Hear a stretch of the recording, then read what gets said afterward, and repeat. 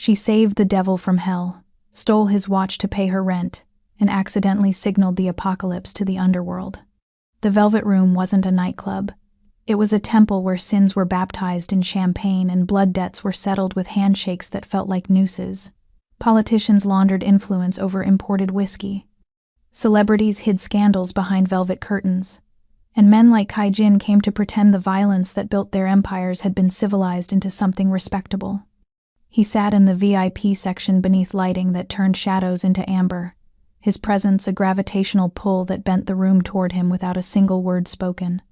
To the world that scrolled past headlines calling him the Butcher of the Onyx Syndicate, he was the enforcer who turned chaos into order and turned order into profit. To those who whispered his real name in backrooms and police files, he was still the fist that closed around throats, still the man who'd walked out of Seoul's underworld with blood on his knuckles and a reputation built on fear so pure it had calcified into legend. Tonight, he sat perfectly still, a predator pretending to rest. Andrea Simmons moved through the Velvet Room like smoke through fingers there, but impossible to hold. She didn't smile the way the other waitresses did, bright and desperate and designed to make men feel powerful. Her face carried a stillness that came from seeing violence up close and learning that the only way to survive it was to become invisible. Her hands moved with surgical precision as she refilled glasses and cleared plates. But her eyes mapped the room differently, not with a server's trained efficiency, but with a soldier's eternal vigilance. She counted exits like other people counted tips.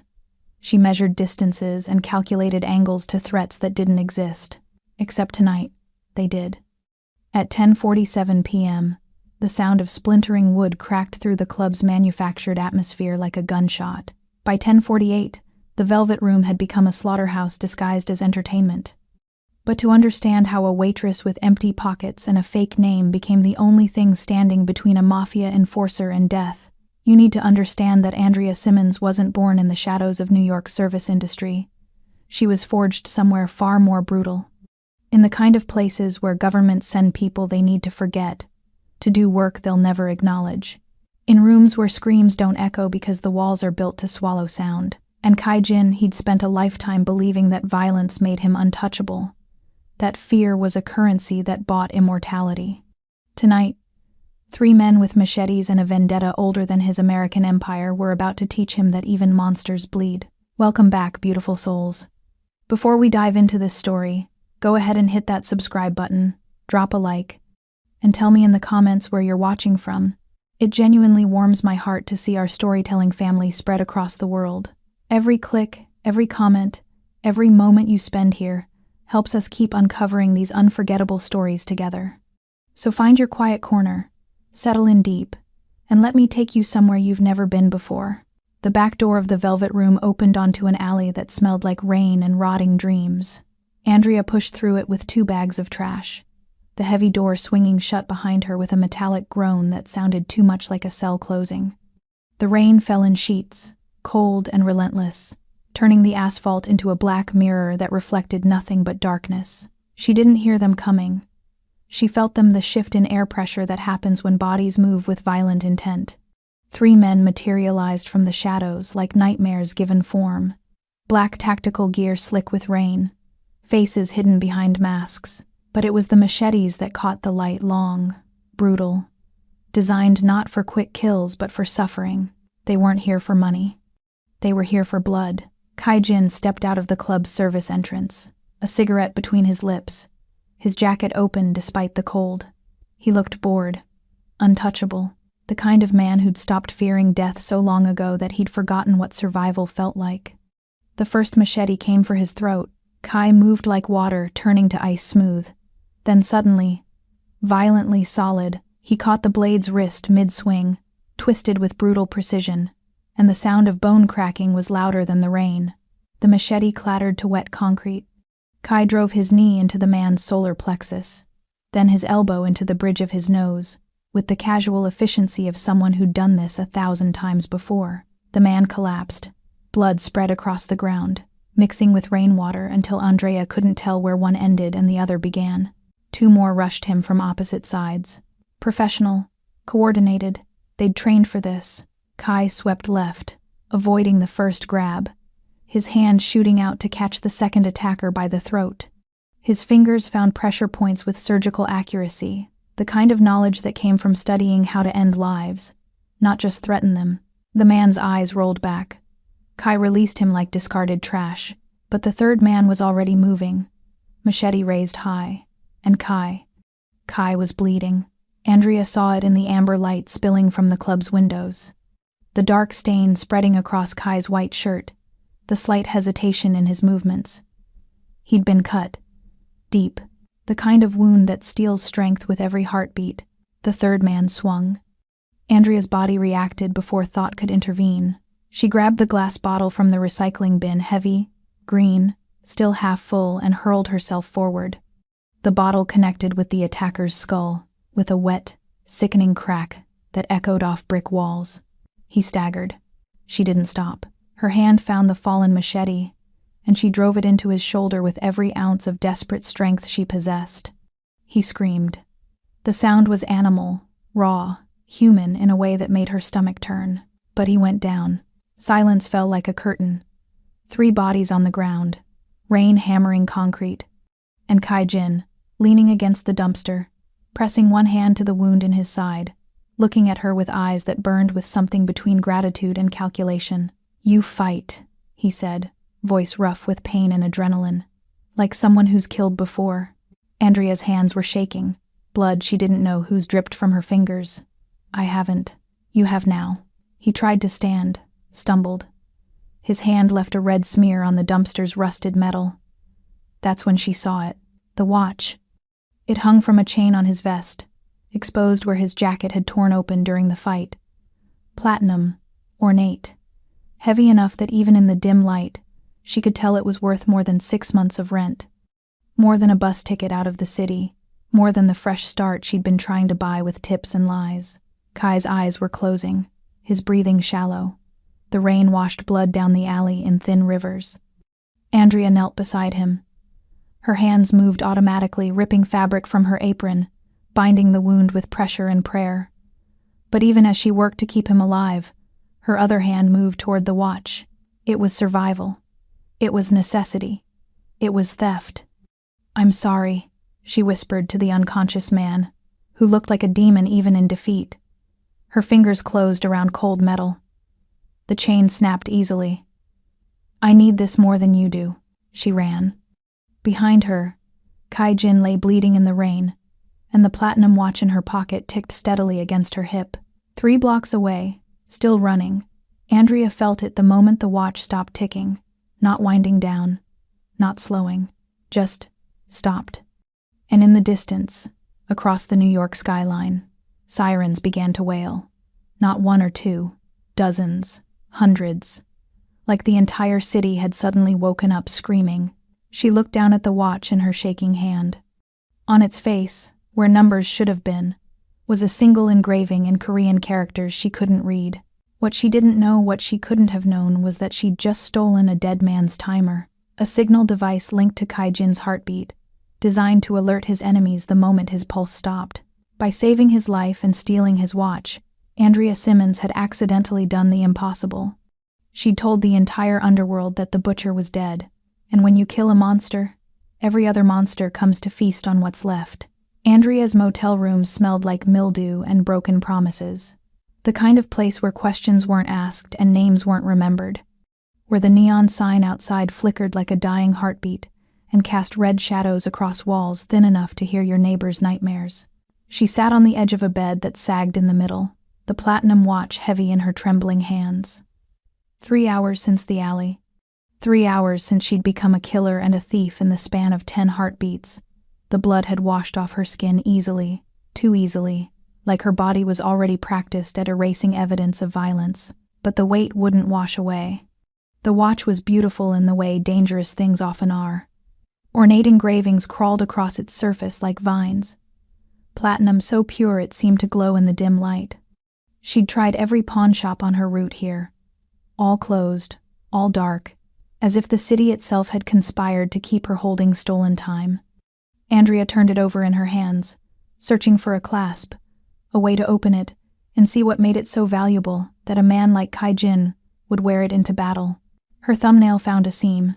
The back popped open with a soft click. No gears, no mechanism, just a small glass window revealing what looked like a computer chip, and beneath it, a slip of microfilm so thin she could see light through it. Her blood turned to ice water. She held it up to the lamp. Names. Dozens of them, printed in font so small she had to squint. Addresses. Dates. And beside each name, a single word in red. Eliminated, or pending. Her eyes scanned down the list, some part of her already knowing, already bracing for impact. Solace. Andrea. 1247 Morrison Street. Pending. The watch slipped from her fingers, hit the floor with a sound like a death knell. She'd robbed the man sent to kill her, saved the life of her own executioner. The irony would have been funny if she could remember how to breathe. A sound outside.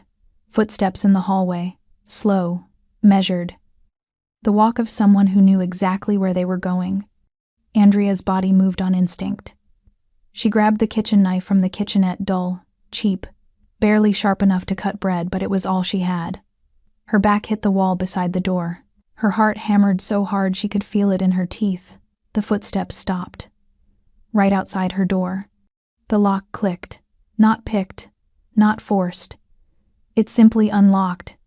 As if the door had decided to betray her. It swung open slowly, deliberately, and Kai Jin stepped inside. He looked different than he had in the alley. The ruined suit was gone, replaced by a black shirt that hugged his frame, dark jeans, boots that made no sound on the stained carpet. But it was the bandages that caught her attention. White gauze wrapped around his torso, visible where his shirt hung open, unstained by blood, which meant someone had stitched him up. Someone with skill. He wasn't supposed to be standing. Wasn't supposed to be alive. Much less hunting her down with eyes that burned like coals in shadow.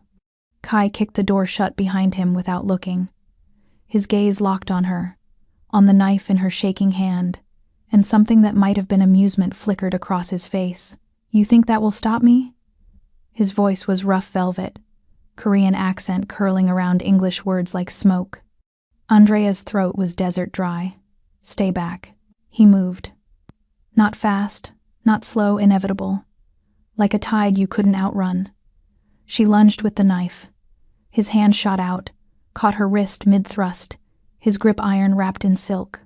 He twisted, not violently, just with enough pressure that her fingers opened and the knife clattered to the floor. Then he was crowding her against the wall, his body a wall of heat and barely restrained violence.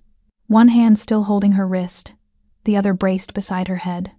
He towered over her, close enough that she could smell him antiseptic and rain and something darker, more primal underneath. "Where is it?" he asked quietly. "I don't." "The watch, Andrea." Her name in his mouth sounded like a verdict. "How do you know my name?" "I know everything about you." His thumb pressed against her pulse point, feeling her heart race. "I know you've been in New York for 14 months. I know you work 3 jobs under 3 different names. I know you live off the grid because you're hiding from something. Or someone. You don't know anything." But her voice cracked. Kai's eyes narrowed. They were so dark they looked black in the dim light, reflecting nothing, revealing nothing. "I know you opened the watch. I know you saw the list. I know you're trying to figure out why your name is on it." Andrea's breath stuttered. His face was so close she could see the faint scar along his jawline, could count the stitches barely visible beneath his collar. "Are you here to finish the job?" Something shifted in his expression. Not softening, Kai Jin didn't soften, but a crack in the armor, a glimpse of something almost human underneath the monster. "If I wanted you dead," he said, voice dropping to barely above a whisper, "you'd have died in that alley. The men who attacked me, they weren't there for me. They were there because of you." The room tilted. "What?" He released her wrist, but didn't step back. His hand moved to the wall beside her head, caging her in. "The Onyx Syndicate issued the hit on you 2 weeks ago. I was assigned as courier to deliver the execution order to the field team. But I never delivered it. I buried it. Told them the intel was bad, that you'd already left the city." "Why?" The word came out broken. "Because I don't kill women who've done nothing wrong." His jaw tightened. "My superiors didn't believe me. They sent those men to the alley to eliminate both of us. You as the target, me as the liability who refused to follow orders. Andrea's mind raced. So you were trying to save you before they could find you? Yes. His gaze dropped to her lips, then back to her eyes. And then you saved me instead. Ironic, isn't it? I didn't know. I know. His hand moved from the wall to her face, thumb brushing her cheekbone with a gentleness that contradicted everything else about him. She flinched. He didn't pull away. But now there's a bigger problem. The watch, she breathed. The watch. He stepped back, finally giving her space to breathe, and pulled something from his pocket. A phone. He turned the screen toward her. News alerts, police scanners, social media, all of them screaming the same thing. The butcher is dead. Onyx Syndicate enforcer Kai Jin confirmed killed in alley attack. I don't understand, Andrea said. You're right here. Kai's smile was sharp enough to cut. That watch isn't a timepiece. It's a dead man's switch. Linked to my biometrics, heartbeat, body temperature, proximity sensor. As long as it's on my body and my heart is beating, it sends a signal every 60 seconds to a central server. The signal says, I'm alive. The pieces clicked into place with sickening clarity. And when I took it, you moved it too far from my body. The signal died. The server registered it as my death and automatically sent kill codes to every safe house, every account, every operation tied to my name. He slid the phone back into his pocket. Every rival gang in New York now thinks the butcher is dead. They're already moving on syndicate territory, already hunting for my body to confirm the kill. Oh God. Andrea's legs felt weak. I started a war. You started an apocalypse. Kai moved to the window, pulled back the cheap curtain an inch, looked out at the street below. His posture was relaxed, but Andrea could see the tension in his shoulders, the way his hand stayed close to what she now realized was a gun tucked into his waistband. Los Reyes, the Voronov Bratva, the 14K Triad, every organization that's wanted me dead for the last decade is about to descend on this city looking for proof. Can't you just tell them you're alive? He turned back to her, and the look on his face made her stomach drop. If I surface now, the syndicate will know I survived. They'll know the hit failed. They'll send everything they have to finish what they started, and this time they won't stop with me. They'll burn down everyone I've ever spoken to, everyone who might have helped me, everyone who, his gaze held hers, everyone who saved my life. Understanding crashed over her like cold water. You can't go back. Neither can you. He crossed the room in 2 strides, picked up the watch from where she'd dropped it. You're on their list. You've been marked for death by the most powerful crime organization on the East Coast. And now you're tied to me, whether you want to be or not. I didn't ask for this. Neither did I. He held up the watch, let it catch the light. But here we are. You saved my life. You stole my death. And now you owe me something much more valuable than platinum. Andrea's pulse hammered. What? Kai closed the distance between them again, slow and deliberate, until she was backed against the wall with nowhere to run. He didn't touch her this time, but she felt the heat of him anyway, felt the weight of his presence like gravity. You owe me your survival, he said softly. Because if you die, I lose the only witness who can prove those men in the alley were dirty cops, the only person who can testify that I acted in self-defense. You die, I become a cop killer with no alibi. You live. We both might make it out of this. You're saying I'm your insurance. I'm saying you're mine. The words settled between them like a blade. Until this is over. Until we fix what you broke. You belong to me, Andrea Simmons. Not as a possession, as a responsibility. My responsibility to keep breathing. She should have been terrified. Should have run. But something in the way he looked at her like she was a problem to solve. A mission to complete. Something valuable instead of disposable made her stay still. And if I refuse? His smile was dark. Then you'll be dead by morning, because the syndicate has already sent someone to this motel. They'll be here in, he checked his watch, 3 minutes. Maybe 4 if we're lucky. As if summoned by his words, the sound of tires screeching in the parking lot shattered the night. Kai's hand found hers. Choose fast, die alone, or live as mine. Andrea looked into his eyes, dark, dangerous, promising nothing but more violence, and made the only choice survival ever allows. I'm yours, he smiled. Not kindly. Good, now run. The fire escape rattled under their weight as they descended into the alley behind the motel. Andrea's hands were slick with sweat on the rust-flaked metal, her feet slipping on rungs that groaned like they might give way any second. Above them, the sound of her motel room door being kicked in echoed through the night. Wood splintering, voices shouting orders in clipped military cadence. Kai dropped the last 6 feet to the ground, landing in a crouch that should have torn his stitches. He turned, reached up, hands finding her waist. Let go. She did. He caught her, absorbed her weight with barely a grunt, set her down with a gentleness that contradicted the violence humming beneath his skin. This way. He didn't let go of her hand. His grip was firm, possessive, pulling her down the alley toward a black motorcycle parked in shadow. No license plate, no identifying marks, the kind of vehicle that existed to disappear. Andrea had never been on a motorcycle. Kai threw a leg over it, the engine roaring to life with a sound like a big cat waking, and gestured for her to climb on behind him. Hold on, he said. She wrapped her arms around his waist carefully, avoiding the bandages, and felt the hard muscle beneath his shirt, felt his heartbeat against her palms. Steady and strong despite everything, they shot out of the alley like a bullet from a gun. New York blurred around them. Streetlights became smears of gold. Buildings leaned in like spectators watching a race they knew would end badly. Kai drove like someone who'd outrun death before and knew exactly how close to let it breathe on his neck. Andrea pressed her face against his back and held on tighter.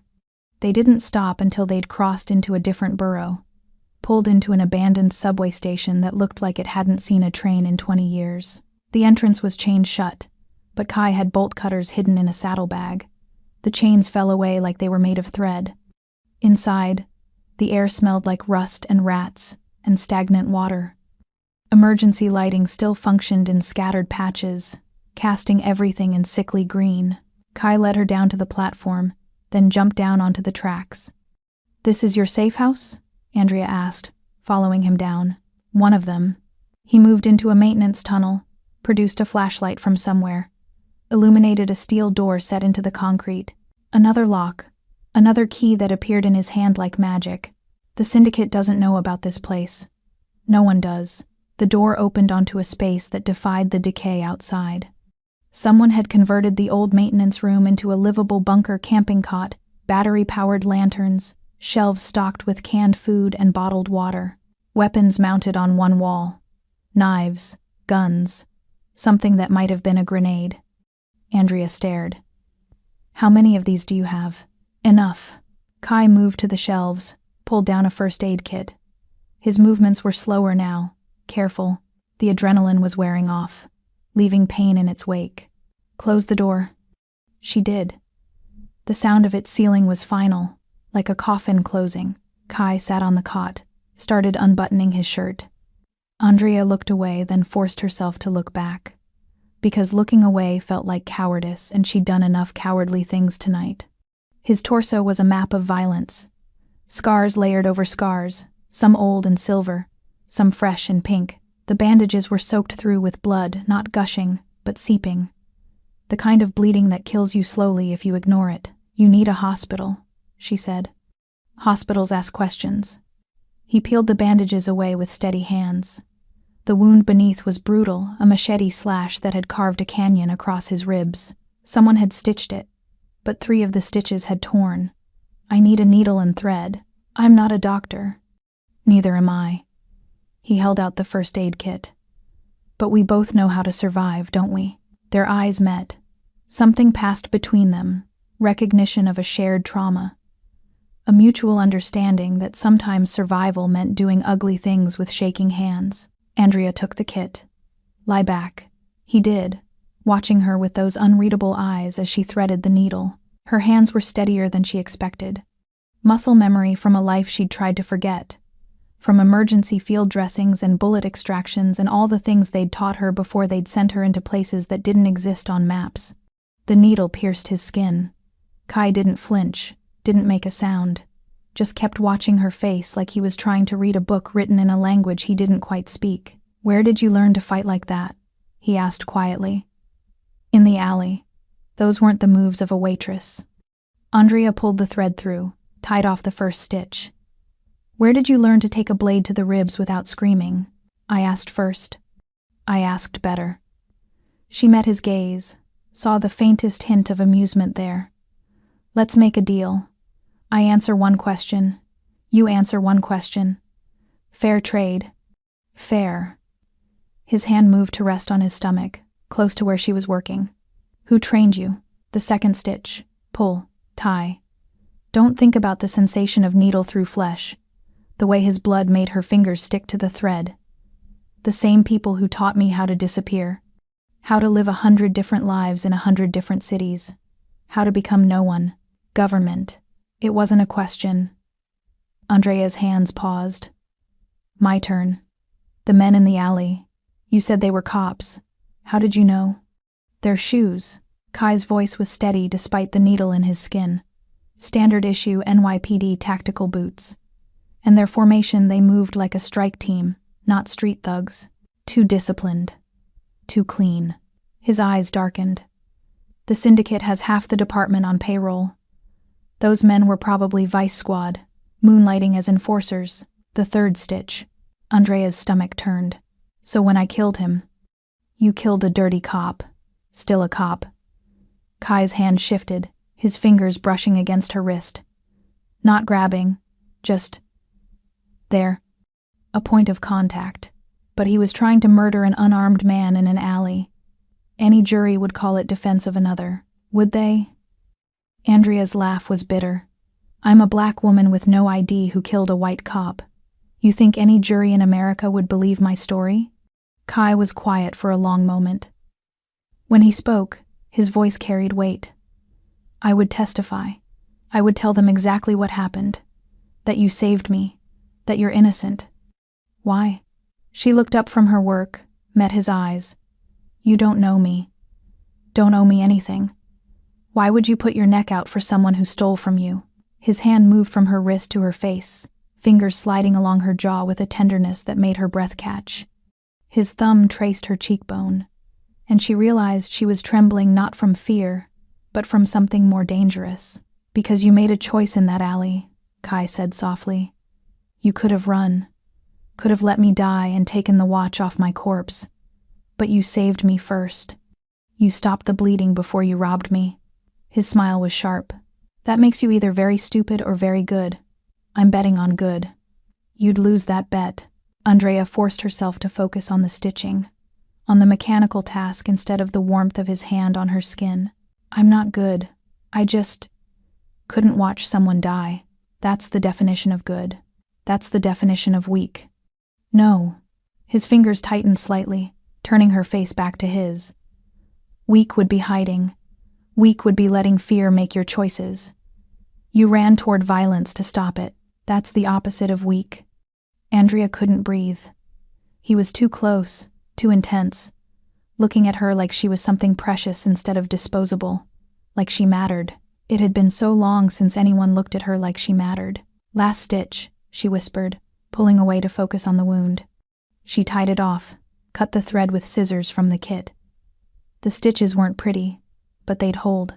Kai's skin was warm under her fingers as she applied fresh bandages, her hands moving with automatic precision across the landscape of his torso.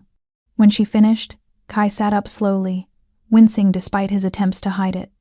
He caught her wrist before she could pull away completely. "My turn for a question," he said. "You already asked two. Then you owe me one." His thumb pressed against her pulse point again, feeling it race. "Why is your name on the syndicate's kill list?" And there it was. The question she'd been dreading. The truth that could end whatever fragile alliance they'd built in blood and stitches. Andrea pulled away, stood up, put distance between them. "I testified." "Against who?" "Against a syndicate operation in Miami. 3 years ago. I was working undercover for the FBI. Deep cover, embedded in a trafficking ring they were running through the port." The words tasted like ash. "I brought them evidence. Names, dates, routes. Enough to put away 37 people for life. Kai's expression didn't change. And the trial never happened. Someone in the FBI leaked my identity before the indictments were sealed. The syndicate killed my handler, killed my backup, killed everyone who knew I existed. Her hands were shaking again. I ran, changed my name, changed everything. Thought I'd buried it deep enough that they'd never find me. But they did. They always do. She turned to face him. That's why my name is on the list. I'm not just a witness. I'm the witness. The one who could still testify if the case ever got reopened. As long as I'm alive. I'm a threat. Kai stood, moving toward her with that same inevitable quality. And Kai Jin, the butcher, was assigned to kill you. Yes, but I didn't. No. She met his gaze. Why? He stopped inches away, close enough that she could feel the heat radiating off his skin, could see the way his pupils dilated in the dim light. Because I read your file. All of it. Not just the syndicate version, the real one. I have contacts in the FBI, people who owe me favors. I know what you really did in Miami. Andrea's heart stopped. What did I do? You saved 43 women and children from those shipping containers. Got them out before you called in the raid. Made sure they were safe before you burned everything down. His voice dropped. The syndicate calls you a traitor. I call you a hero. I'm not. Don't. His hand found her face again, forced her to look at him. Don't diminish what you did. You risked everything to save people no one else cared about. People the world pretends don't exist. That takes courage. That takes strength. His forehead almost touched hers. That makes you someone worth protecting. The air between them was electric, charged with something Andrea didn't want to name. She could feel her body leaning toward his, could feel the magnetic pull of someone who understood violence and still chose mercy when it mattered. We should sleep, she whispered. Figure out next steps in the morning. Kai's smile was slow, dangerous. I don't sleep much. Hazard of the profession. Then keep watch. She moved past him toward the cot. Wake me if someone tries to kill us. Andrea. She stopped, looked back. His expression was unreadable in the green emergency lighting, but his eyes burned. Thank you. For the stitches. For the alley. For not running when you had the chance. I'm still here because you said I'd be dead by morning if I left. You're still here, Kai said quietly. Because you choose to be. Don't lie to yourself about that. Andrea didn't have an answer. She lay down on the cot, turned her face to the wall, and listened to Kai move around the bunker behind her, checking weapons, securing the door, doing whatever it is monsters do when they pretend to be men. But as sleep finally dragged her under, the last thing she felt was the weight of his jacket settling over her like a shield, and the last thought she had before darkness took her was that maybe, just maybe, she'd found the one person in the world more dangerous than her past. Morning came in shades of green emergency lighting that never truly changed. Andrea woke to the smell of instant coffee and the sound of Kai's voice speaking rapid Korean into a phone. She kept her eyes closed, listening, trying to catch the cadence even though she didn't understand the words. His tone shifted, cold, clipped, angry, then softer, almost pleading, then cold again, final, before the call ended with a sharp snap. You can stop pretending to sleep, Kai said in English. Andrea opened her eyes, sat up. He was shirtless again, the fresh bandages stark white against his skin, holding out a cup of coffee that steamed in the cool underground air. She took it. The cup was warm against her palms. Who were you talking to? Someone who no longer exists. He sat on the floor across from her, his back against the concrete wall. I just burned my last bridge out of this city. What do you mean? Kai was quiet for a long moment, staring at his own coffee like it held answers. When he finally spoke, his voice carried the weight of confession. I told you the syndicate sent me to kill you. What I didn't tell you was why they chose me specifically. Andrea set down her cup. I'm listening.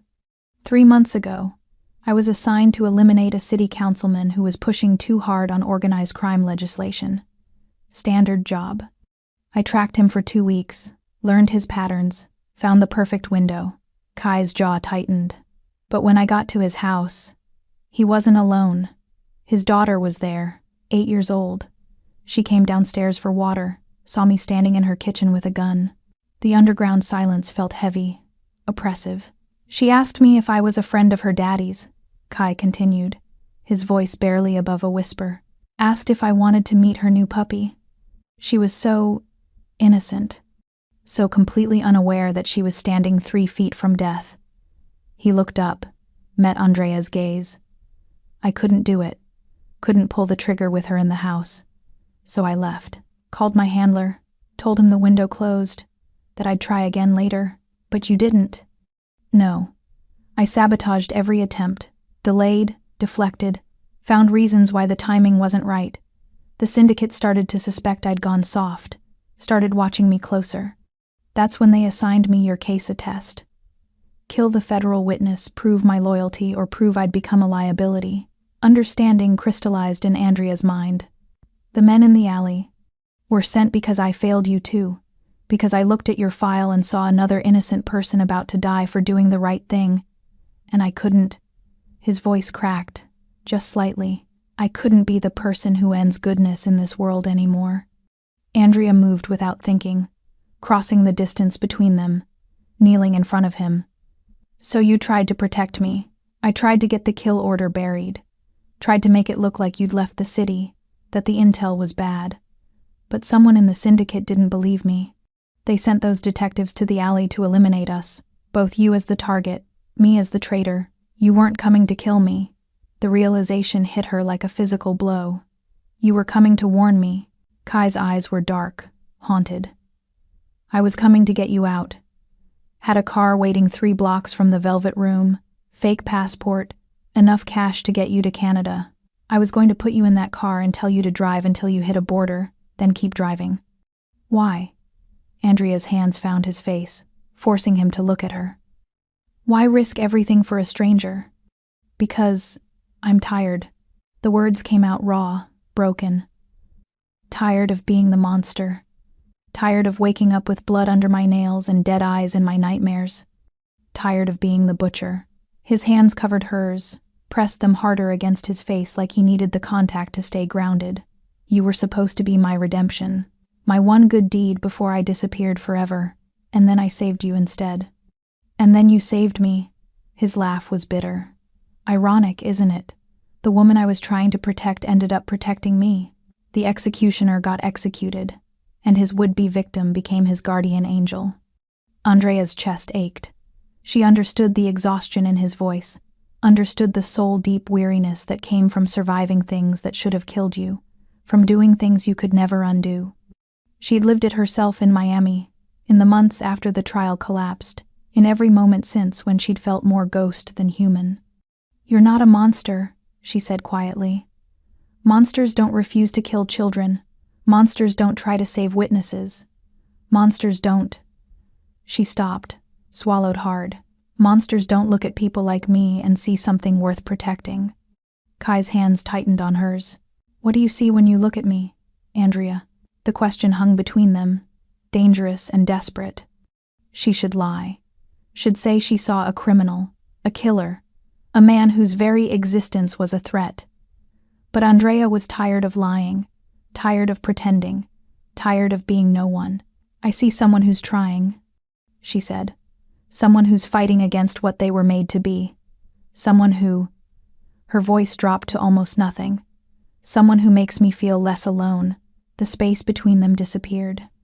Kai's forehead pressed against hers, his breath warm on her lips, his hands sliding from hers to her waist, pulling her closer until she was straddling his lap, until there was no distance left at all. This is a terrible idea, he whispered against her mouth. The worst. Her hands found his shoulders, felt the corded muscle beneath skin that was too warm, too alive, too real. We're both running from death. This can't end well. Nothing in my life has ever ended well. She pulled back just enough to look into his eyes. At least this time I'll have chosen it. Kai's control shattered. His mouth found hers with a hunger that stole her breath, a kiss that tasted like coffee and desperation, and something darker underneath. His hands gripped her waist hard enough to bruise, holding her against him like she might disappear if he loosened his grip even slightly. Andrea kissed him back with equal ferocity, her fingers threading through his hair, her body pressing against his until she could feel his heartbeat hammering against her chest. This was reckless, stupid, dangerous, everything she'd promised herself she'd never do again. But his mouth was hot and demanding. His hands were sliding beneath her shirt to find bare skin, and for the first time in 3 years, Andrea felt something other than fear. She felt alive. Kai's phone shattered the moment, vibrating against the concrete floor with a sound like a rattlesnake's warning. They broke apart, both breathing hard. Kai grabbed the phone, looked at the screen, and every trace of heat drained from his face. "What?" Andrea asked. He turned the phone toward her. "A text message. No sender ID. We know you're alive. We know she's with you. 48 hours to deliver the girl, or we release your real identity to Interpol." "They found us," Andrea breathed. "Not us. They're guessing." But Kai's voice was tight. "They know I survived. Know someone helped me. But they don't know where we are. If they did, they'd send a kill team, not a text." "What do they mean about your real identity?" Kai's jaw clenched. "Kai Jin isn't my name. It's a cover identity the syndicate created when they brought me to America 12 years ago. My real name, my real history. If that information gets released to international law enforcement, I'll be wanted for crimes in 6 different countries. Crimes I actually committed, under orders, before I knew any better. So we have 48 hours. We have 48 hours to either deliver you to them or figure out how to disappear so completely they'll never find us." He stood, started pulling on a clean shirt from supplies stacked in the corner. "There's a third option." "Which is?" Kai turned to her, and his expression was pure predator. "We burn them first. The syndicate thinks I'm a traitor, thinks you're a weakness they can exploit. We prove them wrong. We take the fight to them, destroy the organization from the inside, and make sure neither of us has to run ever again." Andrea should have been horrified, should have refused, should have demanded the disappearing option. But she was so tired of running, so tired of looking over her shoulder, so tired of being no one. "How?" she asked instead. Kai's smile was sharp enough to cut. "With the one thing they think they took from me, the watch."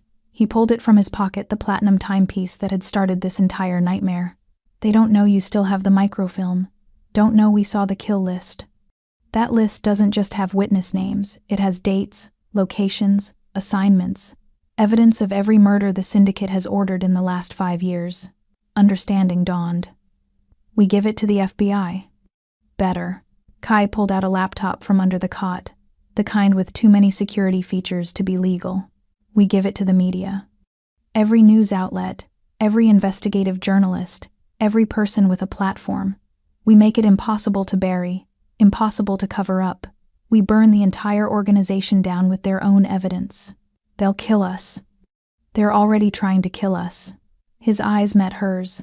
"At least this way, we die knowing we took them with us." Andrea thought about Miami, about 43 women and children in shipping containers, about all the people the syndicate had hurt, all the lives they'd destroyed, all the blood they'd spilled. She thought about being no one, being nothing, being a ghost haunting her own life. Then she thought about Kai's hands on her waist, his mouth on hers, the way he looked at her like she was real. "Let's burn them," she said. The plan was elegant in its simplicity.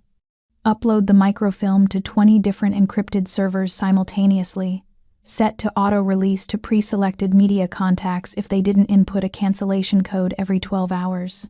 Insurance against being killed before the story broke. Mutually assured destruction, digital style. But first, they needed high-speed internet and equipment capable of processing the microfilm, which meant leaving the safety of the underground bunker, which meant risking exposure. "My burner phone is voice only. No data," Kai said, staring at the hard drive in his hand. "And these files are massive. We need a hardline connection and high-speed processing power to upload them before the encryption locks us out." "I know a place," Andrea said, pulling on a jacket Kai had retrieved from his storage. "My brother, he's a tech fixer, works out of a warehouse in Red Hook. If anyone can digitize that film quickly and quietly, it's him." Kai's expression darkened. "You have family in the city? You never mentioned that." We're not close. An understatement. Andrea hadn't spoken to Marcus in 11 months, not since he'd borrowed $5,000 and disappeared for 3 weeks. But he owes me, and he has access to the kind of equipment we need. Can you trust him? Andrea hesitated. He's family. That's not an answer. It's the only answer I have. She met Kai's gaze. We need this. Unless you have a better option? Kai was quiet for a long moment, then shook his head. No. But we go armed, and at the first sign of trouble we leave. No heroics, no second chances. They took the motorcycle through back streets and industrial zones, avoiding main roads and security cameras. Andrea's arms wrapped around Kai's waist, her face pressed against his back, breathing in the scent of him mixed with leather and gasoline. Red Hook looked like the end of the world, abandoned warehouses and chain-link fences, streets with more potholes than pavement. Marcus's place was a converted shipping facility with blacked-out windows and a steel door that looked like it could withstand a battering ram. Andrea knocked 3 slow, 2 fast, 1 slow. The code from childhood, from before everything fell apart. The door opened 6 inches, Marcus's face appearing in the gap. He was thinner than she remembered, his eyes shadowed with the look of someone who slept too little and worried too much. Nay? Disbelief colored his voice. Jesus Christ, I thought you were dead. Can we come in? Marcus's gaze shifted to Kai, taking in the expensive motorcycle, the predatory stance, the way he moved like violence wrapped in skin. Who's your friend? Someone who needs your help. Please, Marcus. Something in her voice must have convinced him. The door opened wider. 5 minutes. Then you're gone. The warehouse interior was chaos organized into technical genius server racks, workbenches covered in disassembled electronics, screens displaying code and security feeds. The air smelled like solder and energy drinks. Nice setup, Kai said, his eyes cataloging exits and threats. I do what I do. Marcus closed the door, engaged 3 separate locks. What do you need, Nay? Money? Papers? Because if you're running from whoever put that haunted look in your eyes, I can get you across the Canadian border by... We need you to digitize something.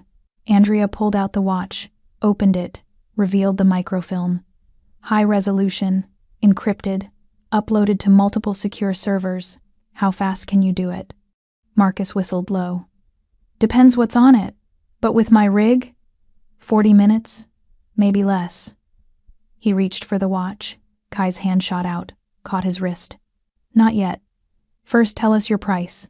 Family doesn't charge family. Everyone charges someone. Kai's grip tightened slightly. What do you want? Marcus pulled his arm free, rubbed his wrist. You're right. I want to know what I'm digitizing. Because if this is some cartel shit, some gang war evidence, I'm not touching it. I've stayed alive this long by knowing when to say no. Andrea exchanged a glance with Kai. They'd agreed not to tell anyone the full story, not to involve anyone else in the target that was painted on their backs, but Marcus was already involved just by letting them in. It's a kill list, she said quietly, from the Onyx Syndicate. Witnesses they've eliminated, witnesses they're planning to eliminate. We're going to leak it to the press, burn down the organization. Marcus's face went pale. The Onyx Syndicate? Are you insane? Do you have any idea what they'll do if they find out you... He stopped, looked at Kai more closely. Wait, I know you. Your face. I've seen it on. His eyes widened. Holy shit, you're the butcher. You're Kai Jin. Was, Kai corrected. I'm retired. Retired? Marcus's laugh was hysterical. You don't retire from the syndicate. You die or you... He looked at Andrea. Please tell me you didn't save this man's life. Please tell me you're not the reason the entire underworld thinks he's dead. Andrea's silence was answer enough. Jesus Christ. Marcus paced, ran his hands through his hair. You've started a war. Every crew in New York is going to be looking for you. The syndicate, the Russians, the triads, everyone wants proof. The butcher is dead. And you brought him to my door? We'll pay you, Kai said calmly. Name your price. My price? Marcus spun to face him. My price is you get the hell out of my warehouse before you get me killed too. I'm not... The sound of tires squealing outside cut him off. Kai moved instantly, gun drawn, moving to the window. He looked out, and every muscle in his body went taut. How many people know about this location? No one. It's off the books. Marcus stopped. Wait, I told some guys I play poker with that I had a new workshop, but I didn't give them the address. I just said Red Hook. You told people? Andrea's voice was sharp. It was just poker talk, just... The steel door shook with the impact of something heavy. Once, twice, 3 times. Then voices outside, muffled but clear enough. We know you're in there, Butcher. Send out the girl and we'll make it quick. Marcus's face drained of all color. Oh God, what did I do? Kai's expression was ice. You sold us out. I didn't, I swear I didn't. But Marcus's eyes were darting to his phone on the workbench, and Andrea saw it, the screen still lit. A text thread open. She grabbed the phone. Read the messages. Marcus, found my sister. She's in trouble, needs help. Unknown. Where? Marcus, my Red Hook place. Bringing her here now. Unknown. Good. We'll take care of her. $50K wired to your account. The betrayal hit her like a physical blow. You called them? You sold me out for $50,000? I didn't know they wanted to kill you. Marcus's voice cracked. They said they just wanted to talk. Said you were a witness to something. That they needed to keep you safe. Kai moved. Fast. He grabbed Marcus by the throat, slammed him against the wall hard enough to rattle the servers. She's your sister. I have debts, Marcus choked out. Gambling debts. The kind of debts that get you killed if you don't pay. They said they'd clear everything, The door exploded inward. 3 men, tactical gear, automatic weapons. They swept the room with military precision, and Andrea saw it in their eyes they weren't here to talk. Kai released Marcus, pushed Andrea behind him, his gun already up and firing. The first man went down with a hole in his throat. The second took 2 rounds to the chest. But the third got a shot off. Kai jerked, stumbled. Blood bloomed across his left shoulder, soaking through his shirt in seconds. Andrea screamed, caught him before he fell. The third man advanced. Weapon trained on them, finger tightening on the trigger, and Marcus hit him from behind with a server rack. Metal met skull with a sickening crunch. The man dropped. Silence. Just for a moment. Just long enough for Marcus to stare at his hands, at the blood on them, at what he'd just done. I'm sorry, he whispered. Nay, I'm so sorry. I didn't know they'd... More sounds outside. Engines. Voices. Reinforcements. Kai struggled to his feet. His good hand pressed against the bullet wound. Back exit. Now. There isn't one, Marcus said. This building has 1 door and there, then make one.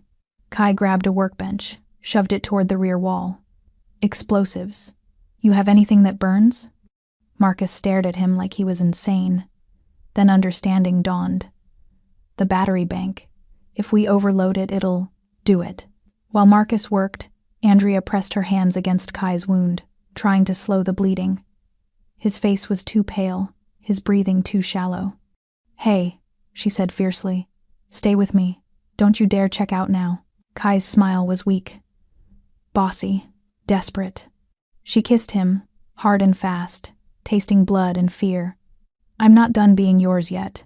So you don't get to die. Yes, ma'am. The battery bank started smoking. Marcus backed away. 30 seconds.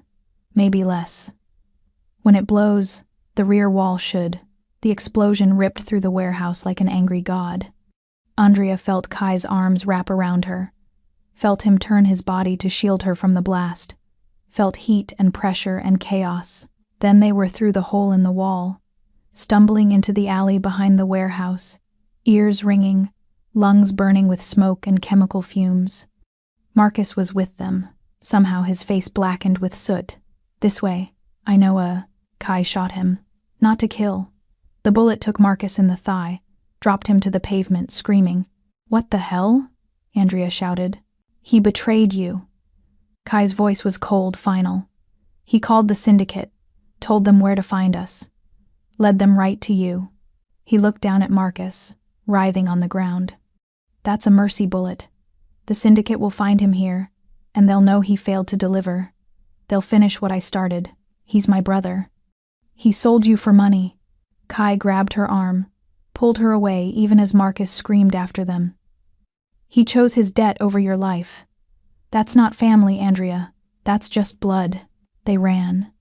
Behind them, the warehouse burned, and Marcus's screams faded into the distance, and Andrea felt something inside her break that she hadn't even known was still whole. She'd saved a killer, and the killer had shot her brother, and somehow, she couldn't bring herself to hate him for it. The abandoned church in Queens still had most of its roof. Kai picked the lock on the side entrance, and they stumbled into darkness that smelled like mold and forgotten prayers. Andrea's hands were shaking so badly she could barely hold the flashlight while Kai collapsed against a pew. Blood soaked his entire left side now. Too much blood. The kind of blood loss that shut organs down, that made the world gray at the edges. First aid kit, he managed. My jacket, inside pocket. She found it a compact trauma kit, military grade. Her hands moved on autopilot, cutting away fabric, packing the wound, applying pressure. The bullet had gone through, which was good. It had hit high on the shoulder, missing the bone. It missed the brachial artery by a fraction of an inch, tearing through muscle instead. Painful, bleeding heavily, but survivable. You need a hospital, she said for the second time in 2 days. Can't. His voice was getting weaker. Gunshot wound. They report it. Police come asking questions. Connect me to the warehouse, to the bodies. He coughed. To your brother. Andrea's hands stilled on the bandage. You shot Marcus. Yes. He was calling for help, screaming my name. He sold you out. Kai's eyes found hers, dark and unrepentant. Would have gotten you killed for $50,000. That's not love, Andrea. That's business. He's all the family I have left. No. Kai's good hand found her face, thumb smearing blood across her cheek.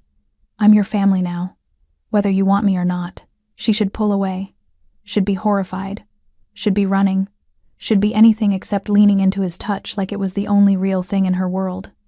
This is insane, she whispered. Agreed. His thumb traced her jaw. You should leave. While you can. Get on a bus. Go somewhere. I'll never find you. Start over. Be someone new. And you? I'll finish what we started. Get the microfilm released. Burn down the syndicate. Die knowing I took them with me. His smile was sad. It's what I was always meant to do. This was just a detour. Andrea looked at him, at this man who'd tried to save her before they even met, who'd chosen mercy over orders, who'd shot her brother to protect her. This man who'd kissed her like she was precious and fought like she was worth dying for. I'm not leaving, she said. Andrea. I'm not leaving. She finished the bandage with firm movements. You said I'm yours. That works both ways. You're mine too, and I don't abandon what's mine. Something shifted in Kai's expression, surprise maybe, or hope, or something too dangerous to name. Even after I shot your brother? Especially after. She helped him sit up straighter. He made his choice. You made yours. I'm making mine. And what's your choice? She kissed him. Slow this time, deliberate, tasting blood and defiance, and a future that probably didn't exist, but she'd claim it anyway. We finish this together. Or we don't finish it at all. Kai's hand tangled in her hair, pulled her closer, deepened the kiss until they were both breathing hard, and the pain and danger faded to background noise. When they finally broke apart, his forehead rested against hers. We need to move. Can't stay here long. They'll be sweeping the city, checking every known safe house, every connection. Where do we go? Somewhere they'd never look. Kai's smile turned sharp. We go to the place where it all started, the Velvet Room. The club looked different in daylight, empty, the glamour stripped away to reveal stained carpets and chipped paint. But the VIP section was still there. The alley behind still reeked of old rain and violence. Kai moved through the space like a ghost returning to haunt the scene of his death. He stopped at the spot where he'd fallen, where Andrea had bound his wounds with her apron, where she'd stolen the watch that changed everything. Why are we here? Andrea asked. Because the syndicate owns this place. Runs weapons and drugs through the basement, launders money through the books. Kai moved behind the bar, started pressing seemingly random bottles. A section of the floor clicked open, revealing stairs descending into darkness. And because they'd never think to look for us in their own headquarters. The basement was everything.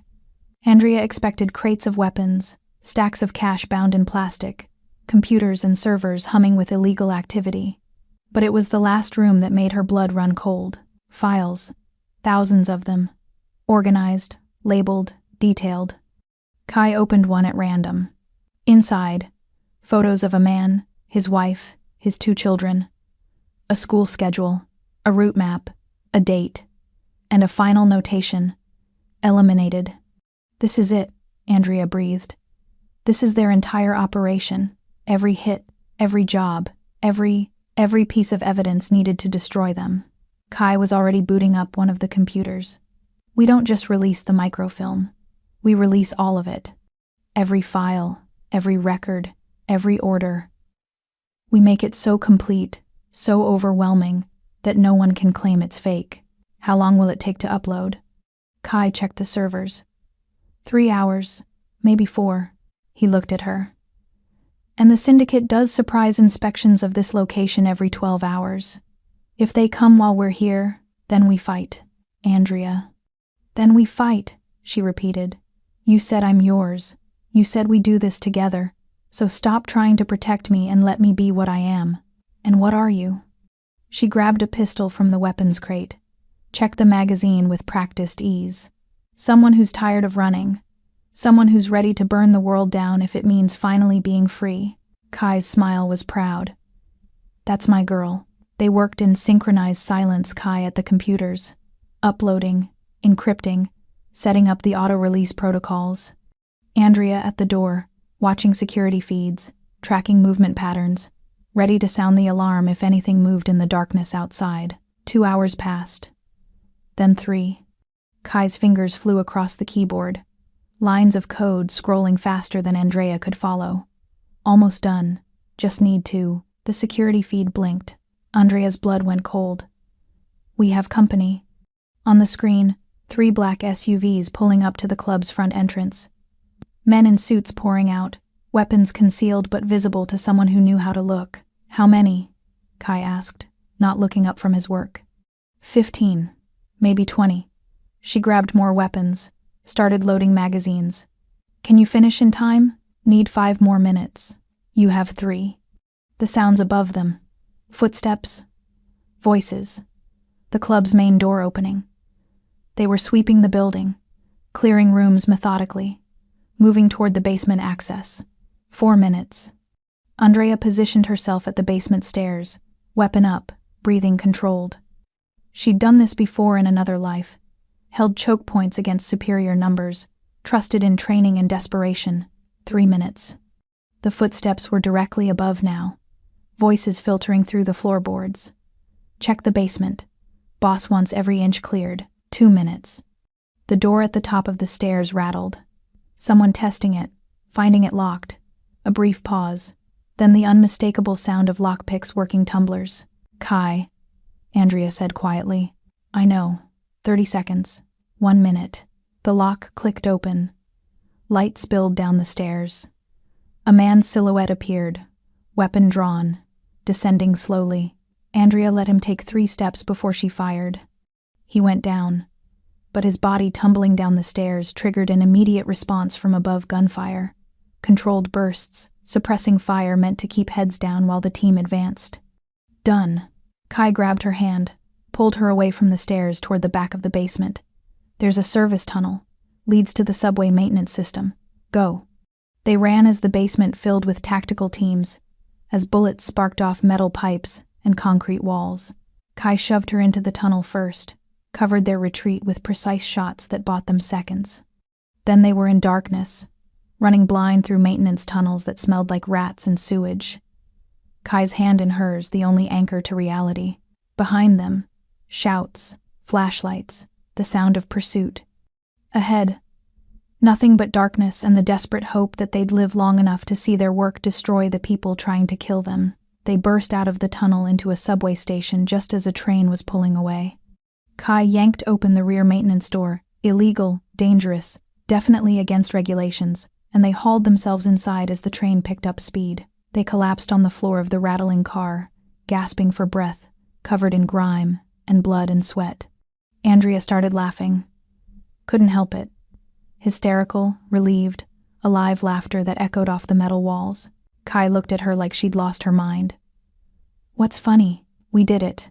She pulled out her phone, the burner Kai had given her with the upload confirmation. It's done. Everything's uploading. In 6 hours, every major news outlet in the world will have every file, every record, every piece of evidence. We're still being hunted. I know. She grabbed his face, kissed him hard. But we won. They just don't know it yet. They rode the train to the end of the line, then walked. Kai's shoulder had stopped bleeding, but the wound needed real medical attention soon. Andrea could see fever starting to set in, could see the way he was pushing through pain that would have dropped most men. There's a clinic, she said. In Chinatown, run by a woman who doesn't ask questions. She patched me up once, after Miami. How much does she charge? Whatever you can afford. Andrea guided him down side streets, avoiding cameras and main roads. But there's something I need to know first. Kai looked at her through eyes slightly glazed with pain. What? The bomb. In your file, the one I read there was mention of a dirty bomb planted somewhere in the city. A fail-safe, in case the syndicate ever fell. She stopped walking, forced him to look at her. Was that real? Kai's silence was answer enough. Where is it? Her voice was steady, but ice was forming in her chest. The 9th precinct. He swayed slightly, caught himself. Underground. Below the holding cells. It's been there for 7 years, dormant, waiting for activation. And the watch is the arming key. I told you it was linked to biometrics, that it signaled my death. What I didn't tell you was that it also had a secondary function. He met her gaze. If the watch goes more than 72 hours without receiving the correct deactivation code, it automatically activates the bomb. Andrea's world tilted. How long has it been since you entered the code? 68 hours. I hadn't reset it for 2 days before the attack in the alley. I was already laying low. Jesus Christ. She grabbed his arms. We have 4 hours before it goes off? 3.5. Accounting for the delay in my math. Why didn't you tell me? Because there's nothing you can do about it. His voice cracked.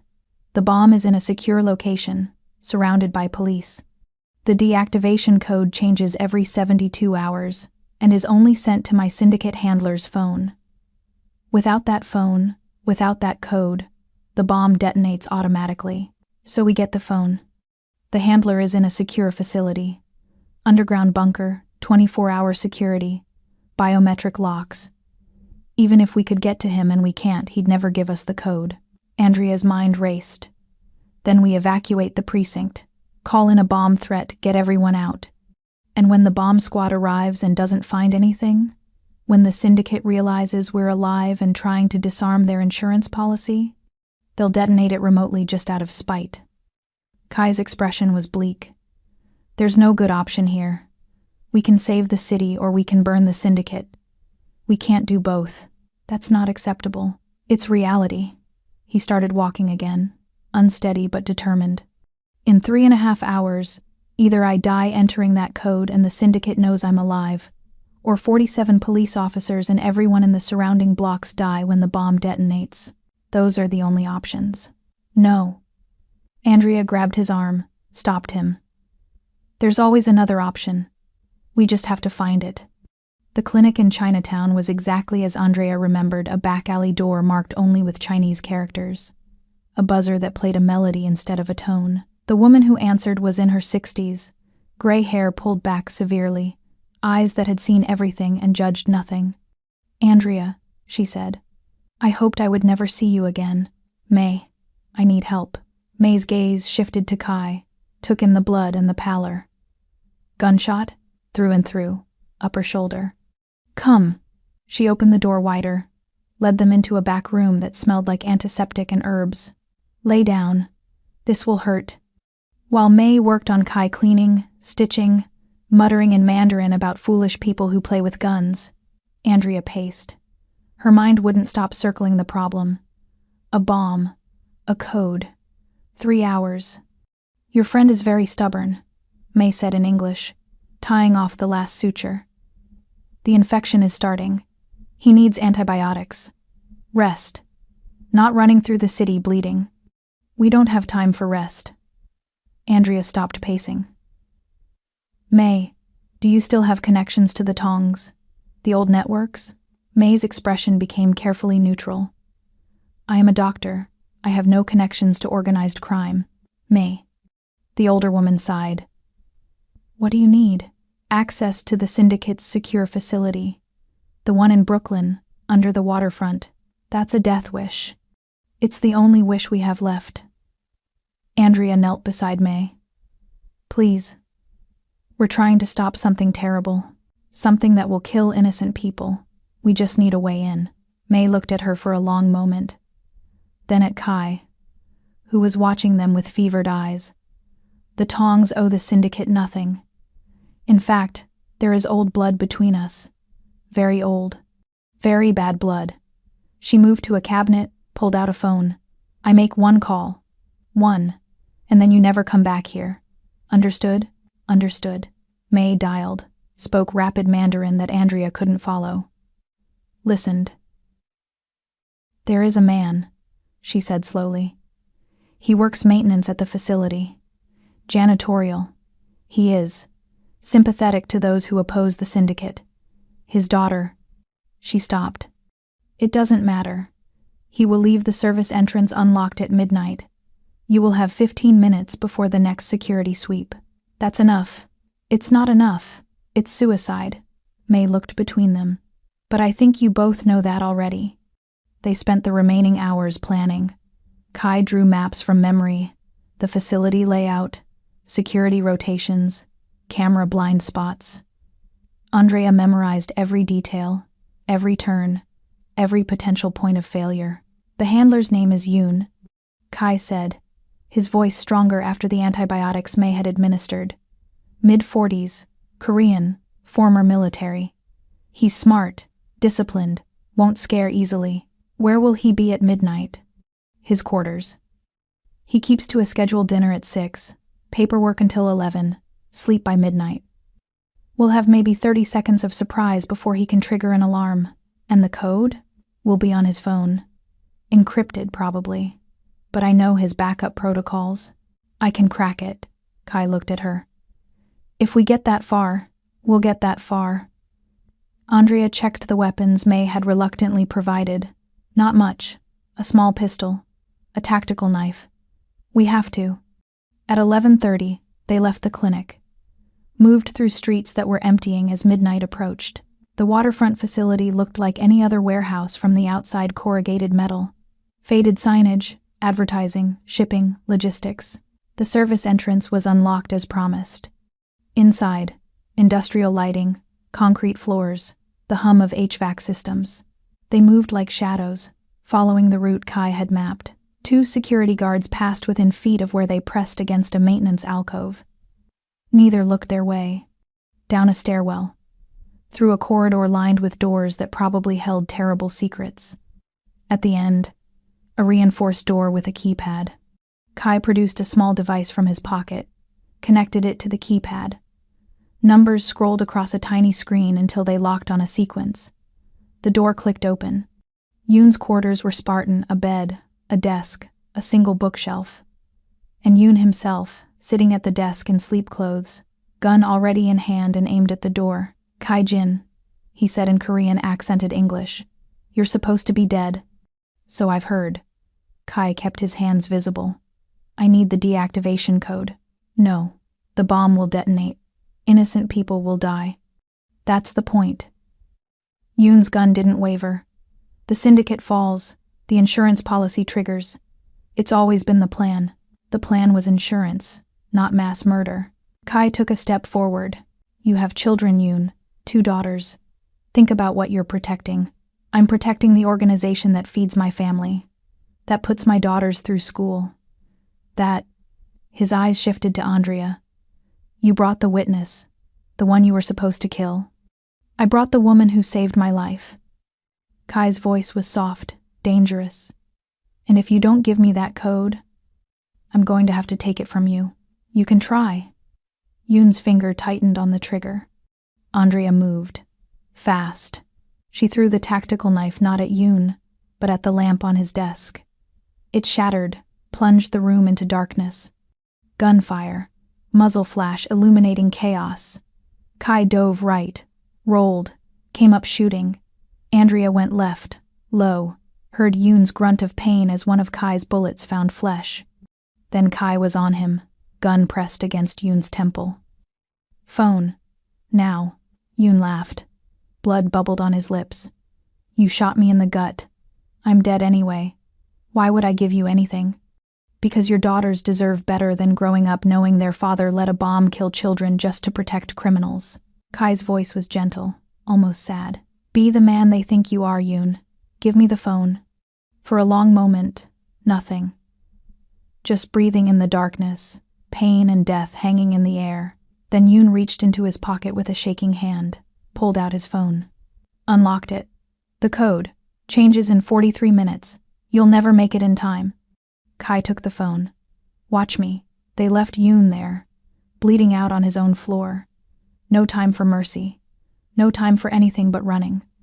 Andrea drove. She'd hot-wired a car from the facility parking lot, while Kai worked on Yoon's phone, manually bypassing the security protocols using backdoor codes he'd memorized from his days building the system.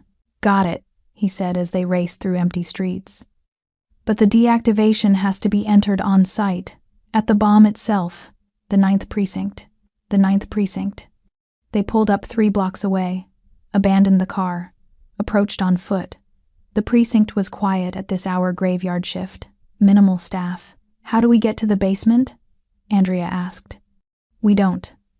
Kai pointed to a manhole cover. Maintenance tunnels. They connect to the old holding cells.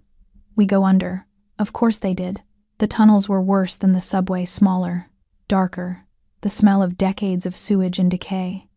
Kai led the way with a pocket light, counting junctions, following a mental map that Andrea prayed was accurate. There. He pointed to a ladder leading up to a hatch. That's directly under the old holding level. Bomb should be 30 feet north. They climbed. The hatch was locked, but Kai shot the lock off, the sound deafening in the enclosed space. They emerged into a basement that looked like it hadn't been used in years. Dust, mold, walls that wept moisture. And in the corner, behind a false panel that Kai pried open, the bomb. It looked almost mundane. A steel case, wires, a digital display counting down. 0 hours, 27 minutes, and 43 seconds. 27 minutes. Kai connected his phone to the bomb's interface. The watch, he snapped. Andrea handed it to him. He slotted the platinum timepiece into a circular recess on the bomb's casing. The mechanism clicked, completing the circuit. Then he started entering the code. Andrea watched the time tick down. 0 hours, 26 minutes, and 12 seconds. 0 hours, 25 minutes, and 47 seconds. Come on, she whispered. Come on. Kai's fingers flew across the screen. The bomb beeped. Numbers scrolled. Then froze. Deactivation code accepted. Device disarmed. They both released breath they hadn't known they were holding. We did it, Andrea said. We did it. Kai pulled her against him, kissed her hard and desperate. We actually did it. Kai snatched the watch back from the console and shoved it into his pocket. Let's go.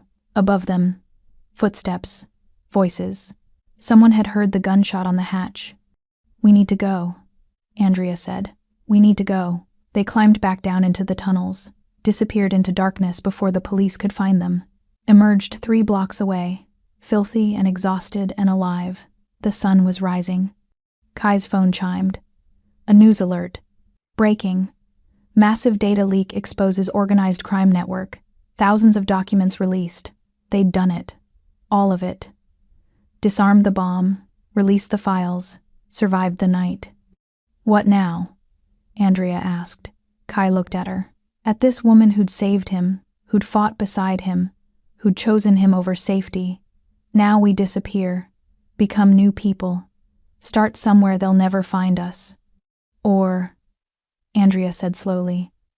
We stay. We testify. We make sure every single person on that list goes to prison. We finish what we started. That's dangerous. Everything about us is dangerous. She took his hand. But at least we'll be dangerous together. Kai's smile was slow, genuine, the first real smile she'd seen from him. Together. I like the sound of that. The FBI took them into custody within 12 hours. Not arrested protective custody, they called it, though the armed guards and safe house in rural Virginia felt like prison anyway. Special Agent Victoria Reeves was in charge of their case. 50s, sharp-eyed, the kind of woman who'd spent a career not taking anyone's shit. Your data dump just triggered the largest organized crime investigation in U.S. history, she said, sitting across from them in the safe house's kitchen. 16 states, 4 countries, hundreds of suspects. You've made a lot of powerful people very angry. Good, Andrea said. Reeves hesitated, then pulled a smaller file from the stack. We also picked up your brother, Andrea. Fire and rescue got him out of the warehouse.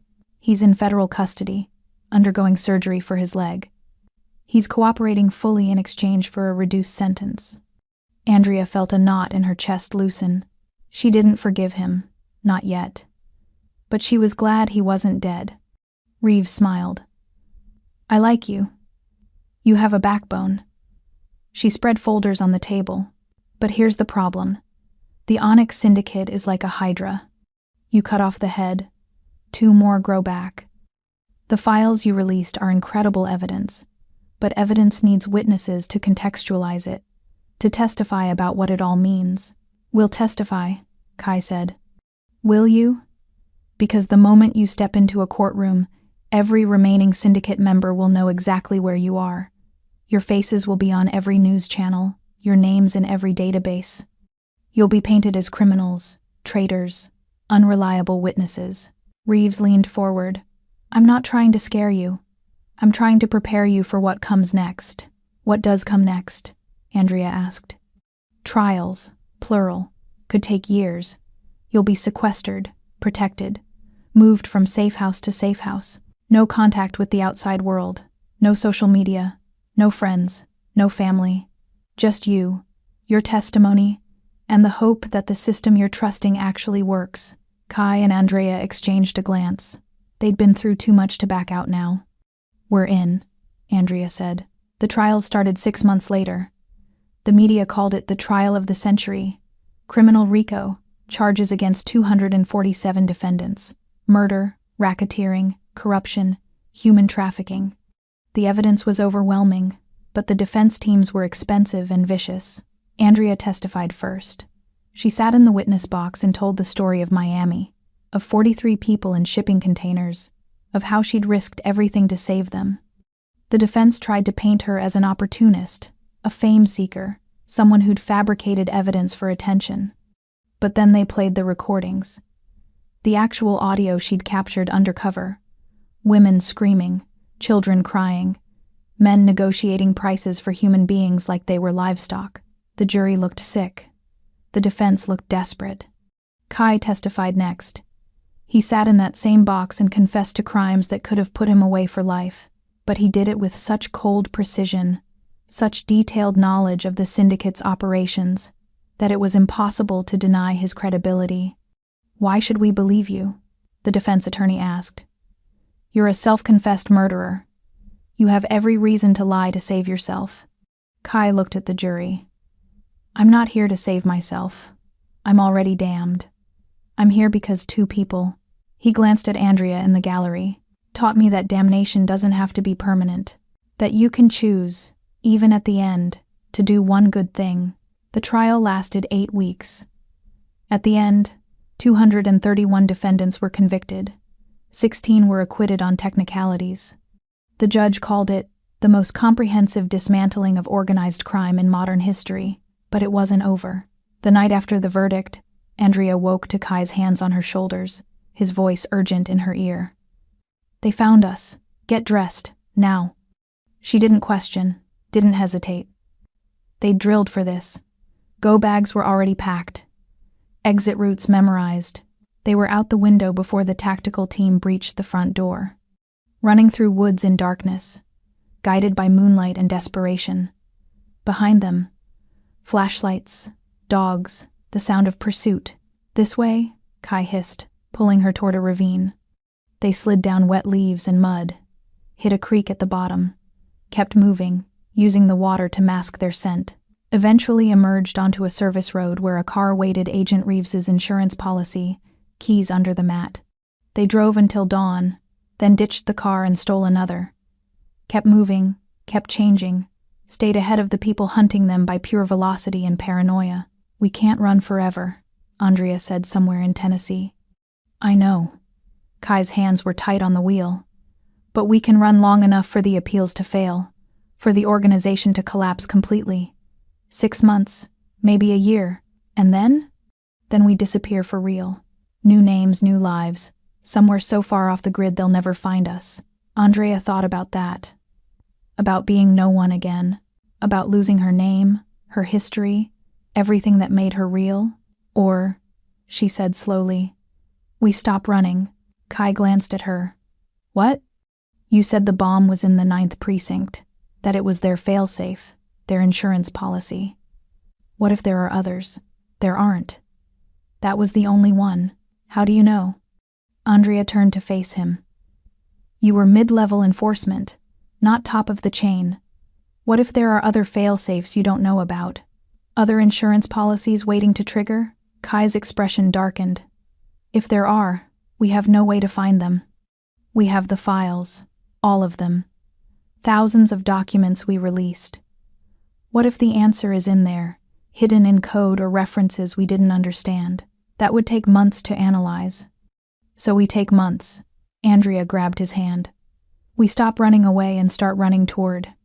We find every last insurance policy, every hidden bomb, every trigger that could still hurt innocent people. We don't just break the syndicate, we dismantle it so completely that nothing ever grows back." Kai was quiet for a long moment. Then he smiled that sharp, dangerous smile she'd fallen in love with in a different lifetime. "You want to go to war. I want to finish what we started. That's insane. That's survival." She squeezed his hand. "We survive by making sure nothing and no one can hunt us ever again. We don't hide. We hunt them." Kai pulled the car over to the side of the highway, turned to her, cupped her face in his hands. "You're absolutely insane. I know. It'll be dangerous. We could die. Probably will die. I know. We'd be starting a war against ghosts. Against people who've already been convicted but still have resources, connections, reach. I know." She kissed him. "But we'd be doing it together. And together we're unstoppable." Kai searched her face for doubt and found none. Together. They didn't disappear. They dug in.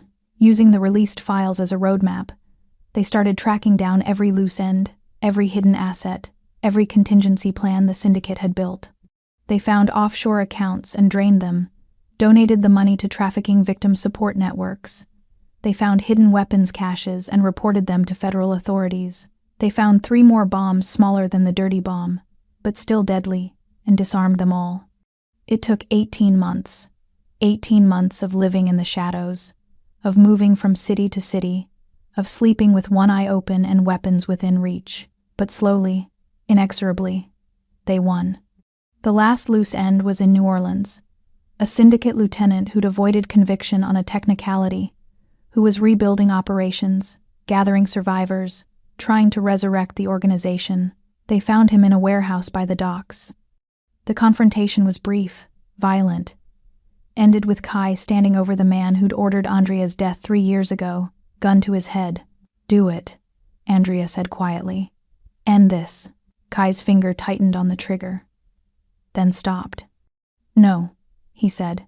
He pulled out his phone instead, dialed 911. "I'm calling in an arrest. This man is wanted for racketeering and murder. My testimony will ensure he goes to prison for life." He looked at Andrea.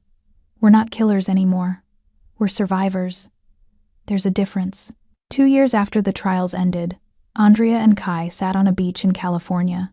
Real names, real lives, real freedom. The Onyx Syndicate was gone, dismantled so completely that even the name had been erased from criminal networks. Every bomb disarmed, every account drained, every threat neutralized. They were free. "What do we do now?" Andrea asked, watching the sunset paint the ocean gold. Kai's hand found hers. "Whatever we want. We have the rest of our lives to figure it out." "That's terrifying." "That's living." He pulled her close. "We survived hell. Time to see what heaven looks like." Andrea rested her head on his shoulder and smiled. They'd started as a waitress and a killer, ended as partners, lovers, survivors, and the best part? They'd written their own ending. The nightclub opened on a Thursday night in Manhattan, the kind of soft launch that didn't advertise but still drew a line around the block. The signage above the door remained dark, leaving just a matte black entrance and a woman in a sharp suit checking names on a tablet. Inside, the space was a study in controlled elegance, all dark wood and brass fixtures, intimate booths, and a bar that glowed like honey in low light. The music was jazz with teeth, the kind that made you want to drink expensive whiskey and confess your sins. Andrea stood behind the bar, but this time she wasn't serving. This time she owned the place. Her hair was pulled back in a sleek bun. Her dress was charcoal silk, and around her neck hung a platinum pocket watch on a delicate chain repaired, polished, transformed from instrument of death into declaration of survival. She caught her reflection in the mirror behind the bar and almost didn't recognize herself. This woman looked powerful, dangerous, like someone who'd survived things that should have killed her and decided to build an empire on the ashes. "You're staring," Kai said, materializing beside her with the silent grace that still made her pulse jump even after 2 years. "I'm admiring." She turned to him, let her gaze travel over the black suit that fit him like a weapon, the way his hair was styled back but still looked like he'd just rolled out of bed, the small smile playing at his lips. "You clean up nice. So do you." His hand found her waist, possessive and public. "Ready for this? Ready to run a legitimate business? To pay taxes and file paperwork and be boring, law-abiding citizens?" She laughed. "It's terrifying." "Good." He kissed her temple. "Fear keeps you sharp." The doors opened. The city poured in young professionals and old money, artists and entrepreneurs, people looking for a place where the drinks were perfect and the staff never asked questions you didn't want to answer. Andrea watched them flow through her space, her kingdom, this empire she'd built from blood and survival. It wasn't the Velvet Room. It wasn't a front for anything illegal. It was hers. Really, truly hers. "Miss Solis?" One of the new bartenders approached, nervous but professional. "The reservation for the VIP section, they're asking if you'll join them for a drink?" Andrea glanced at Kai. He nodded. They moved through the crowd together, and people parted instinctively. Not from fear they didn't know about the alley or the trials or any of it. They parted because some people just carried power, and everyone could feel it. The VIP section held a surprise. Agent Reeves, now retired, sitting with a glass of scotch and a satisfied smile. "Victoria," Andrea said warmly, sliding into the booth. "This is unexpected. I don't do surprises anymore. Bad for the heart." Reeves raised her glass. "But I do celebrate victories. 16 states, 4 countries, 231 convictions, 0 successful appeals. The Onyx Syndicate is dead and buried. Thanks to you." "Thanks to you." Reeves's gaze was sharp. "You and your partner here did something I've never seen in 30 years with the Bureau. You didn't just take down a criminal organization. You burned it so completely that nothing grew back. No successors, no splinter groups, nothing. Just silence." Kai's hand found Andrea's under the table, squeezed. "We were motivated. You were relentless." Reeves took a sip. "The Bureau wanted me to ask if you'd consider consulting. We have other cases, other organizations that need the kind of surgical dismantling you two specialized in." Andrea and Kai exchanged a look, a whole conversation in a glance. "No," Andrea said gently. "We're retired. This," she gestured to the club around them, "is our new life. Boring and legal and exactly what we need." Reeves nodded like she'd expected the answer. "Can't blame a girl for trying." She stood, left a business card on the table. But if you ever change your minds, or if any ghosts from the past come knocking, you call me. We will." After Reeves left, they sat in comfortable silence for a moment. The club hummed around them, music and laughter and the clink of glasses, the sound of life happening in real time. "Do you think it's really over?" Andrea asked quietly. Kai considered. "I think we dismantled the organization.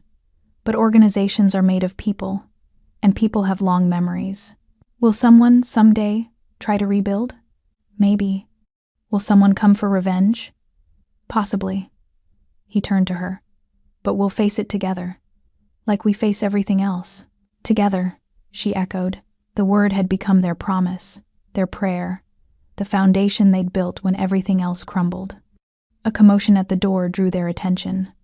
Security was turning someone away, a man in an expensive suit who clearly thought money bought entry anywhere. "Should I handle it?" Kai asked, already half standing. "No." Andrea put a hand on his arm. "Let security do their job. We hired good people. Let them prove it." They watched as their head of security, a former Marine named Torres, who took exactly zero shit from anyone, politely but firmly escorted the man out. "Professional, controlled, perfect. We did good," Kai said. "We did good," Andrea agreed. The rest of the night passed in a blur of introductions and champagne, of congratulations and carefully veiled curiosity. Everyone wanted to know their story, how they met, how they'd built this place, what they'd done before. Andrea had her answer polished and perfect. "We were in security consulting. Decided we wanted something more, tangible, something we could build instead of tear down. Not a lie, just not the whole truth." At 2 a.m., they locked the doors behind the last customer. The staff cleaned up efficiently, and within 30 minutes, the club was empty except for the two of them. Andrea kicked off her heels, groaned with relief. Kai loosened his tie, poured them both a drink from the top-shelf bourbon they kept for themselves. They sat at the bar, not behind it, not in front of it, but perched on the stools like any other couple having a nightcap. "First night was a success," Kai said, raising his glass. "First night was perfect." Andrea clinked her glass against his. "Here's to many more." They drank. The bourbon was smooth, warm, exactly right. "Do you miss it?" Kai asked after a moment. "The adrenaline, the danger, the sense that we were fighting for something bigger than ourselves." Andrea thought about the question seriously.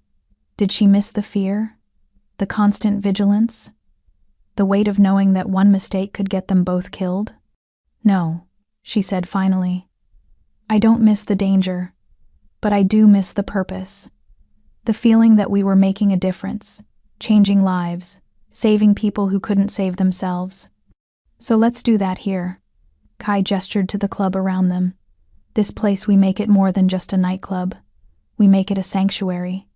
A place where people can come and feel safe, feel seen, feel like they matter. We hire people who need second chances. We support causes that protect the vulnerable. We build something that matters." Andrea looked at him, this man who'd been an enforcer and a killer, who'd tried to save her before they even met, who'd chosen redemption over survival time and time again. "You're suggesting we become philanthropists. I'm suggesting we use what we built to build something bigger." His hand found hers again, that constant point of contact that anchored them both. "We survived hell. Let's make sure other people don't have to." It was perfect. Of course it was. Because Kai saw her completely, saw the warrior who wanted peace but couldn't stop fighting, the survivor who needed purpose or she'd drown in normalcy. "Okay," she said. "But we do it smart. Quietly. No press, no attention. We just help. One person at a time, one person at a time," Kai agreed. They finished their drinks in comfortable silence. Eventually, Kai stood, held out his hand. "Come on, let's go home." Home. The word still felt foreign, fragile. They'd moved 17 times in 2 years, never staying anywhere long enough to call it home. But now they had an apartment in Brooklyn, a lease in their real names, furniture they'd picked out together. Home? Andrea took his hand, let him pull her up. They locked up the club with the kind of care you give to something precious, something worth protecting. Outside, the city was quiet in that 3 a.m. way, not sleeping, just pausing, gathering strength for another day. They walked the empty streets hand in hand, and Andrea felt something she hadn't felt in years. Peace. Not the absence of danger, danger would always find them eventually, but the presence of something stronger. Choice. Purpose. The knowledge that they'd faced the worst the world could throw at them and come out the other side not just alive, but together. At a crosswalk, waiting for the light to change even though no cars were coming, Kai pulled her close. "I love you." He didn't say it often, didn't need to, but when he did, it felt like a gift, like a weapon, like a promise carved in stone. "I love you too." She kissed him there on the empty street corner, tasting bourbon and belonging. "My killer, my savior, my partner in everything. Are we good people?" Kai asked, echoing the question she'd asked 2 years ago in a burning warehouse. Andrea smiled against his mouth. "No, we're survivors, and we own this city." But this time, when she said it, she didn't mean it as conquerors. She meant it as protectors, as builders.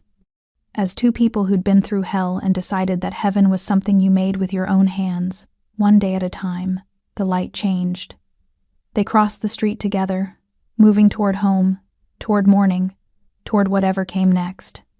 Behind them, the nightclub's sign finally flickered to life letters in brass and neon that spelled out a promise. The Velvet Second. A second chance. A second life. A second shot at becoming something more than the sum of their scars.